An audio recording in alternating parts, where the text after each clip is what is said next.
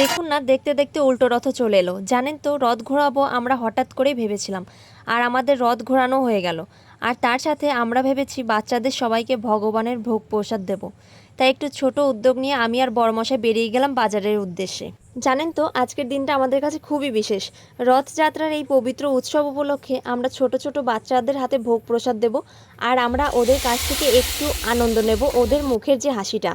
ভগবান জগন্নাথের আশীর্বাদে আজকের এই আয়োজন শুধু খাবার বিতরণ নয়, বরং ভালোবাসা, আনন্দ আর আশীর্বাদ ভাগ করে নেওয়ার একটি ছোট্ট চেষ্টা। দেখুন না, বাচ্চাদের মুখের এই সুন্দর হাসি আমাদের সবচেয়ে বড় প্রাপ্তি।